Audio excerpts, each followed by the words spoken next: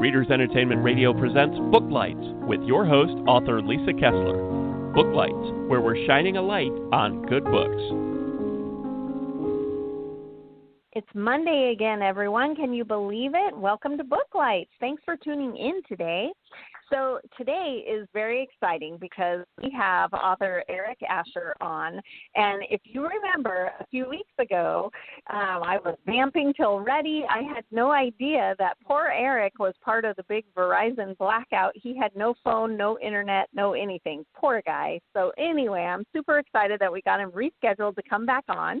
And if you've never read Eric yet, you're in for a treat. I'm just going to read his bio so you get to know him, and then we'll find out more about his books. So Eric is a former bookseller, cellist, and comic seller currently living in St. Louis, Missouri. A lifelong enthusiast of books, music, toys, and games, he discovered a love for the written word after being dragged to the library by his parents at a young age. When he is not writing, you can usually find him reading, gaming, or buried beneath a small avalanche of Transformers. You can learn more and sign up for his newsletter at his website, and I did put a link to the website right there on the Blog Talk site. So if you're listening live, you can click that anytime and sign up for his newsletter. And also, if you're listening later, you also can do that. So without any further delay, are you there, Eric? I am here. Yay, you made it. Yes, that's always a nice change. Right, it's becoming a quest to get you on Booklights. Yes. So you have a bunch of books out, but I think the newest one is the Book of Sales, right? Yes, that is the latest one, and the next novella in that series will actually release tomorrow, and that's the Book of the Wing. Oh, the Book of what? The Wing. Oh, okay. And are these novellas, are they standalone? Can we just jump in and read it, or should we start at the beginning? They're pretty closely tied together. Yeah, it's an ongoing story.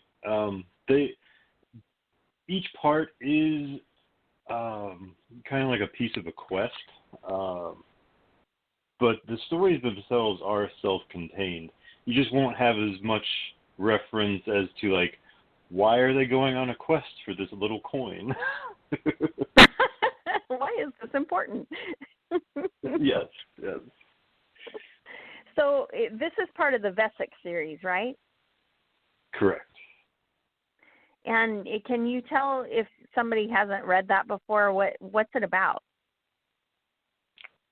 So Vesic is about it starts off and it's about a necromancer and his vampire sister and how she convinces him to sabotage her ex-fiance's wedding. And he agrees in order to stop her from killing everyone. And is there a little romance between them? Later on, well, not between him and his sister, but well, but no, not that I meant, but I meant in general. Is there more romance down the road? Yeah, I didn't mean it was a taboo book or anything. Stepbrother. Oh yeah, that's like a whole genre now, isn't it? Right, it is. Anyhow. Yeah. But yeah. In the second book, you do start to see more of a romance arc too. Oh, very cool. And this is urban fantasy, right? So do we have a first-person narrator? Who's our narrator? That is correct. The narrator is the necromancer. His name's Damien. And so you get little tidbits of like all the drama between him and his sister growing up, and I really enjoyed it. It's a lot of fun to write, and it's really interesting getting notes from readers about either parts that felt like were a really small part of the story to me that they just absolutely latched onto, or parts that they were utterly horrified by that I was like, it's not so bad. You know, I have written actual books because of characters that I hadn't planned on, because readers are like, So are they getting a happy ever after? I mean, does that happen to you too? The feedback from readers guides some things that you didn't see coming? Yeah, definitely. And some of them have like these grand ideas of how the entire series is going to play out. And they'll send me like a 3-page email, like, I think this is exactly what's going to happen. And it's like, well, you can think that. Yeah, not exactly. Yeah. It's a lot You of have fun. some dedicated fans. Mine are usually just like, can they get a happy ever after? But yours are like giving you the whole plot points. Occasionally, yeah. So yeah, how many one books great are thing in the about series? that, Oh, sorry. No. What I was going to say, one great thing about that with the fans that really dig into the whole story arc is they can really keep you on your toes to make sure you keep all the timelines and characters and everything straight, because they will let you know if you make the smallest mistake. That is very true. Do you keep a series Bible to keep you on track? I do. It was actually, I was kind of lazy about it at first, but then I met Carol Malcolm, who runs Novel Guidance. And she actually, every time I finish a new book, she tacks it on to my series Bible. So I have all the content there for easy reference. Oh, that's cool. Yeah, and Carol's great. So you have, this Vesic series has gotten very large, right? You have a lot of books in it, don't you? It has, yeah. It's 8 full-length novels, and then here at the end of a couple more months, we will have 10 novellas that make up a big story arc that comes after the first 8 novels. And are there going to be more books after that? Do you have ideas to keep the series going, or are you going to wrap it up? So I'm keeping that a little under wraps until everybody gets done reading this novella arc, because there's like some very bad things that have happened to some of the main characters in this story arc. So no one knows yet who's going to survive and who isn't. Oh, but I will see. say. Yeah, but I will say I'm going to definitely be writing more books in this world. So which characters this will be about remains to be seen. Okay. I have a reputation on this show of accidentally getting spoilers, so that doesn't surprise me that I'm like, so who's next? Anyway, sorry about that. That's awesome. So besides the Vesic series, I saw that there's also like punk, right? Are there other genres that you want to write in? I think at some point I'm probably going to do epic fantasy, and which Steamborn, which is my steampunk title, which I'm sure you probably realized without even me saying that. But that has some epic fantasy elements, but I'd really like to do like more of a traditional epic fantasy. I think that would be a lot of fun, and also more of a comedic spin on fantasy, just kind of like slapstick humor in swords and sorcerer times, and I think that would be a lot of fun. Yeah, that sounds like that would be. So you'd be like a funny Game of Thrones. Yeah, that's a really good way to look at it. That guy's head just popped. Exactly. Sorry, I have a sick sense of humor. So I do recall your candlestick. Go ahead. Yes. I do recall your candlestick from Coastal Magic. Yes. Yes, Eric and I both have attended the Coastal Magic Reader Conference. Of course, it didn't happen this year because of COVID, but hopefully it will come back. And if you're ever available, it's usually in February in Florida, usually Daytona Beach. And it is the best reader conference. It's so cool and very small. But the book signing is always fun, and I always bring my bloody candlestick because I write dark paranormal. So. So, I just also wanted to find right. Happy memories. So I saw also you are doing a whole bunch of German translations of your books. How did that all happen? Because you're indie, right? I am indie. Yes, and I have a couple titles out through small presses, but the titles that I'm having translated right now are all indie titles. So it's one of those things where I noticed that my English books, my next best-selling market outside of countries where English was the first language was Germany. So I really wanted to focus on getting German translations done first. And I lucked into a really good team of translators. So I'm working with two different teams of translators, one for Steamborn and one for Vesic. Very cool. And how many have you gotten done so far? We have 4 of the Vesic titles done. The 4th one releases a week from Tuesday, and then we'll be starting on the 5th one. And then the Steamborn trilogy is all done and translated now, and that is available now in German. Wow. And how do you promote something do you speak German? Are you German? I took German briefly in high school and college, but that was a long time ago now, so my German is quite rusty. And I'm certainly not fluent enough. Not fluent at all. And so I lean on my translators for some of that. Like, I will talk to them and show them, like, this is what I'm doing for my English markets. Like, can we translate this? And they help out with that. And then I run those to my German audiences. Oh, that's so cool. I can read and respond to a lot of the comments that I get, but I'm slow. Like, it takes a while to think about, and I often have to lean on Google Translate and hope that I'm not saying something completely insane because my German skills are failing me. Right. My daughter's playing an online Chinese game, and we were talking today about that Google Translate really lets you down sometimes because they have spicy mouths like sausage, and we're like, what?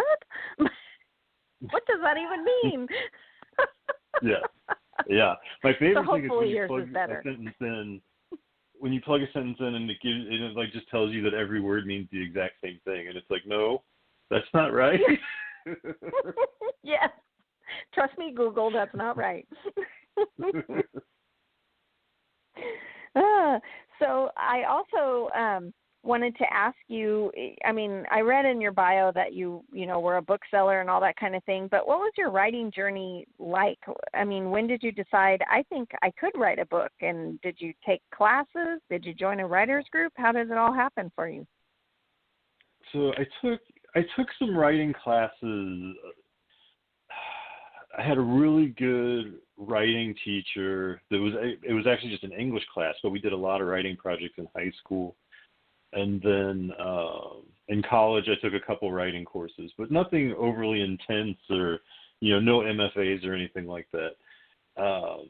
And that was back in the mid-'90s. And it wasn't until about 10 years later, I think it was 2006 actually, that I decided, hey, I really want to write a book. And it was just one of those things, I just had an urge to do it. So I sat down over the period of a year and wrote like a 250,000 word monstrosity that is still in the bottom of a drawer to this day and will never see the light of day ever. So bad. But it was a great learning experience. So like throughout doing that, I studied a lot of craft books. I took some little online seminars, and just kind of honed my craft. And I got into a critique group. The old critters.org critique group is great for like sci-fi fantasy stuff. You'll get some really good feedback from there. And I actually met one of my editors in that group, so that worked out phenomenally well. Nice. Yeah, Critters is, if you're listening and you're interested in writing and you haven't checked it out yet, they are one of the oldest online critique groups. They have been around forever, and they run pretty smoothly. I haven't been involved in a really long time, but yeah, it's a great place to start if you're just starting out down that writing journey path. It'll also get you used to people telling you like that you screwed up writing, which is sounds silly, but you do kind of have to build that thick skin up. Right. People are going to tell you what you did wrong. This is just people being helpful in the way they tell you to make yourself better, which is much better than some of the other things that happen. Yes, than a bad review. Yes, always fun. So who was your first author inspiration, like your first author that read something and said, hey, you're good, don't give up, or whatever? Was it at a conference, or did you email someone? It was my English teacher in high school. Like her name was Mrs. Graham, and I still remember, like, after a writing project, she would always be like, you should really consider being a writer. And I'm like, yeah, that could be fun. But then I never really did anything with it. It just kind of sat in the back of my brain for a decade until I guess, she knew what she was talking about. Oh, that's so cool. She saw it before you did. Oh, yeah, definitely. And your audiobooks, you have many of those. And we were talking before the show that I've just started using ACX, so my journey has only just begun. I got 2 books up so far and 2 waiting for Audible to do whatever their magic is that puts it out for sale. But you are like a pro. How much fun do you have doing audiobooks and finding narrators, or do you use the same narrator for everything? I have a variety of narrators. So for my Vestic stuff, originally the first 8 were narrated by William DeFries, who sadly passed away fairly recently. But he at the end of that, when we kind of realized he probably wasn't going to be coming back to narrating for at least a while, we were talking about like options and what we could do. And one of the things was, because these novellas were switching from first person over to third person, like that really opened up the door for what we could do with the narration. So what we ended up doing is, because so many of the novellas are from a female character's point of view, we ended up casting Erin Moon. So Erin Moon is voicing all these characters, and it was really cool because she actually went back and studied how Bill was doing all the voices and stuff for the first 8 books, and like really nailed like the feeling that he captured in the earlier audiobooks. So I'm incredibly excited of how these novellas have turned out, and I've gotten really good feedback from a lot of my listeners, which is a relief because it's always a risk switching things up. Right. And then for Steamborn, I got super lucky. Saskia Marlaville auditioned for Steamborn when I was holding auditions. And if you're not familiar with Saskia, I highly recommend go out and listen to any of her audiobooks. Like, she is ridiculously amazing. She's one of my favorite narrators before I even realized she was one of my favorite narrators. It was one of those things like, oh, yeah, I used to listen to her audiobooks because she did a bunch of Nora Roberts stuff, and holy cow. Oh, my gosh. Yeah. And she auditioned out of the blue? She did. Yeah.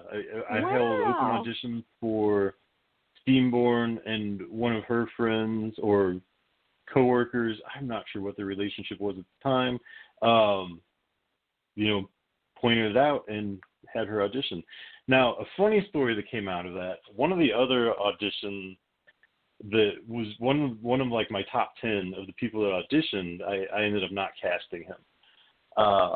Fast forward to Coastal Magic a couple of years later, and I'm doing an audiobook panel. And I cannot figure out why this guy I'm on this audiobook panel with sounds so familiar. Until halfway through the panel, he makes some jab at me about not casting him for one of my audiobooks, and I'm like, oh my god.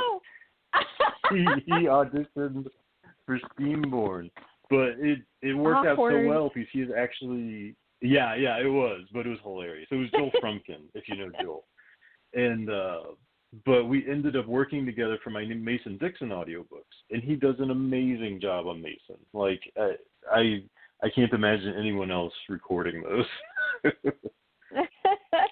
So it all worked out. It did. It really did. So for readers who are listening who love audiobooks, you sound like you're an audiobook listener too. What do you look for in your narrators? I mean, what can they be looking for when they listen? One of the things that I've started doing, because I started using this method to cast narrators for my own stuff, and then I realized, wow, I can do the same thing to find narrators that are probably amazing at what they do. And that is to look for, now there's always going to be like new narrators that have only done one audiobook and they're amazing, but those are kind of like the random ones you stumble into. The other thing you can do, though, is look and see what those narrators have done inside of the genres you love to listen to. Like if you find a narrator that has recorded 100 sci-fi fantasy audiobooks and a huge number of them have thousands of ratings, chances are they're going to be amazing. So I've started picking a lot of narrators that I find through that method. And so on Audible, you can click to look by narrator, right? So if somebody likes a certain narrator, they can look for books that way too, right? Exactly. And Audible will show you that narrator's like best-selling titles, and you can sort them however you'd like and drill down through the genres and whatnot. Right. Very cool. And so I didn't really discover audiobooks until my Moon series Audible bought it and did the audiobooks, and I did not get to be involved with everything. So when the books came out, I thought, well, I should see if they're horrible. And I'm listening and I'm like, whoa, I did not know. For the people out there who haven't listened to an audiobook, I didn't realize it's not just somebody telling you a story. They were so fantastic. And so now as my audiobooks come out, I listen, and they the narrators can bring a whole extra facet to the story that even though I wrote the book and I read it 50 times editing it and all that kind of stuff, it's sort of like a new entity when they, put in their characterization and all that kind of thing. Do you notice that too? I absolutely noticed that. And it's to the point that I can be listening to it and kind of be like, did I write this? Surely I didn't write this. Right? And it's it does. It's just a different way. It's a different way of absorbing the story, and their acting and voices and everything. Yeah, it's amazing, and I love to see the evolution of the audiobook industry, because when I first started listening, it was like cassette tapes, and cassette tapes were not the most effective way to load up a 10, 20, 30-hour audiobook. Right. All the tapes and which side and Yes. And I love that it's so easy to listen. Like I just have the Audible app on my phone, but it remembers where you left off. You can hit the back 30 seconds button for in case you got distracted and you're like, wait, what? And it's so easy. Yeah, it's wonderful.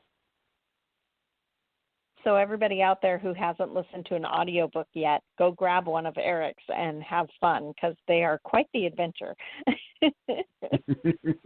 I've been asking all the writers on the show who have been, we've all been in lockdown, but what are your favorite, I mean, you write urban fantasy and steampunk. Do you like watching that kind of thing too? What are you binge watching and reading right now while you're stuck inside? Oh, binge watching. We just binge watched all of Warrior Nun, which was that good? I haven't watched that yet. It's different. Like, I enjoyed it, but the way they ended it, I'm like, there better be a season 2. Right. That's how I felt about Upload. Did you watch Upload yet? I was like, there better be season 2. Yes, I loved Upload. Like, Upload is so cool because, like, lit RPG right now is a really booming genre. Like, it's really been growing.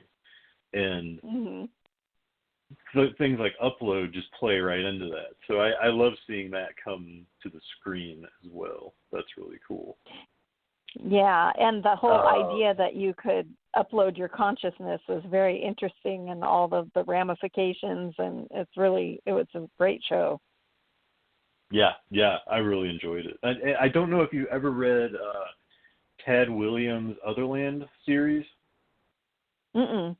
Well, check that out, because that was, that was a big epic fantasy that has some of those same kind of themes. I think it was mid-90s it came out, maybe late 90s. But it's a great series, and it's really, in my mind, it's kind of one of the predecessors to the whole lit RPG, immersive gaming story type books, and I love it. In the 90s, so he was way ahead of his time. He was. Granted, there were some stories before him that also dabbled in that too. So, but it was a pretty unique twist, and I feel like his twist has aged well. Right. So, have you watched Umbrella Academy? I'm ready for season 2 coming up this month. I think. I thought that was fantastic. Yeah. I mean, very odd, but fantastic. Yeah. And Umbrella Academy, if you ever get a chance to check out the graphic novels, they're really, really awesome. Yeah, my daughter cosplayed now I can't think of the character name, but maybe it was Rumor. I think it was Rumor at Comic-Con, and one of her friends was the White Violin, and it was very cool. It's a neat That's comic. Awesome. Yeah, have you ever gone really cool. to the big Comic-Con in San Diego? I haven't. I would love to do that one year. Yes, you should. You should come be on a panel. It would be so fun. Oh, that would be amazing. Yeah. But not this year. Yeah, Dragon Con. Comic-Con at home. Yeah, exactly. Dragon Con's pretty much the biggest one that I've been to. Which Dragon Con I have not been to crazy. Dragon Con, but I've heard it's amazing. It's really neat. It really is. Yeah.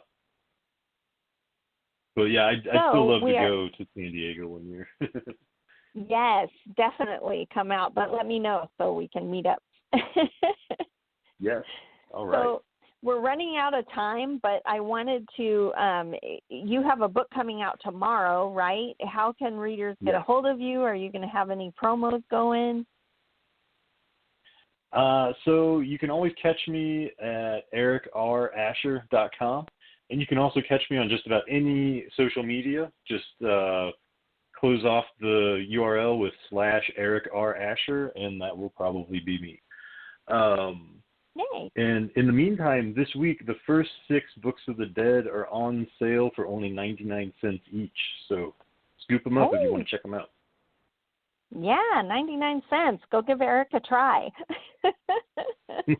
So thanks so much for being here today. I'm sorry that it was such a quest to get on the show, but I'm glad that it finally worked out. And good luck with the new release. Thank you very much, and I appreciate you having me. Yeah, thanks for being here. We'll see you later. Thanks for joining us on Booklights. Be sure to connect with us at www.readersentertainment.com for articles, blogs, videos, and podcasts that matter to readers.